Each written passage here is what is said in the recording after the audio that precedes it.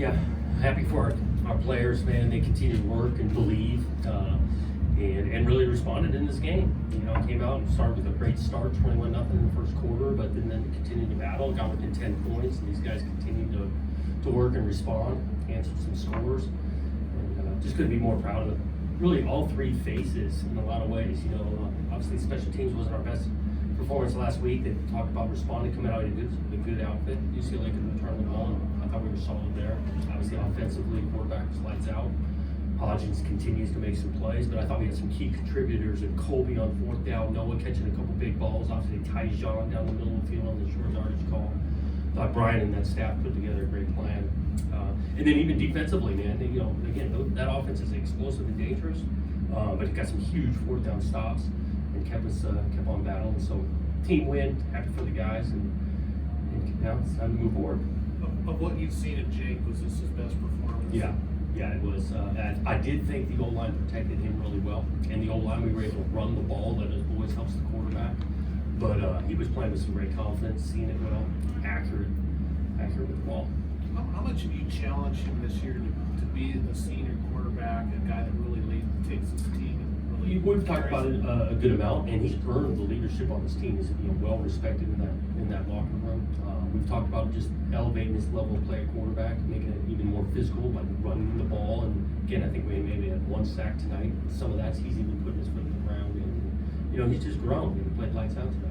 You get up 14-0, they get the sportsmanlike conduct. You guys kicked a little squid thing. How much have you worked on that? Yep, it's been in for a few weeks.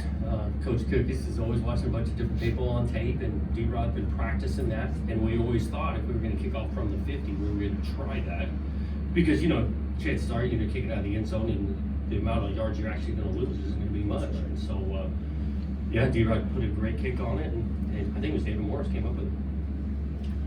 When you get up a 21-0 lead that early in the game, does it change things at all for you as far as what you can do?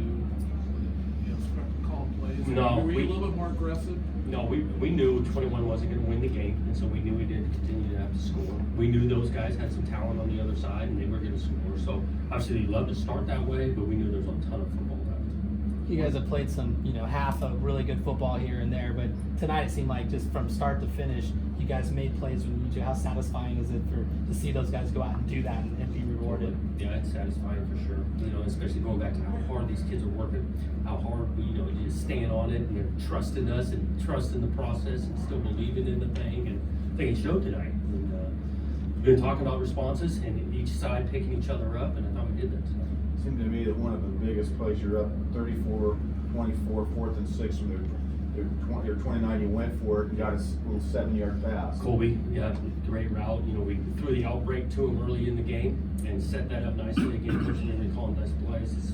Sold the flat route, comes back inside, and I think he caught it just short, dives forward, and they made it score. And then the 3rd and 2 from midfield, and you line up all tight and throw. Talk about that play. Yeah, we've had that in for the last few weeks too. Just haven't gotten to it. And sometimes when you get a guy wide open like that, that's not always the easiest throw. Jake put a great ball on him, and Tyjon scores. And to be honest with you, we were going to go for it on 4th down, and so that was some of the thinking. We were going to take a shot.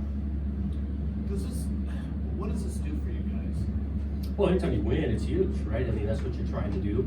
We know we got a tough task ahead of us the rest of this season. Each week's going to be tough, but I think it helps for sure. This the morale, the culture is great around our place, and these guys have been working hard and got the score where we wanted it. Isn't it easier to convince the guys that we can win when you do win? Without question, without question. Because I think we could have been some other games earlier in the season, and they've been saying that. So to get over the hump is huge, and now again we got a lot of football left. I mean, this was game 5, so we still got 7 guaranteed games left. Maybe a little overlooked in this game was the defense. The fact that they only had like one big play, maybe 2. You made them go long fields all night. Yep. Got in front of them. Didn't make.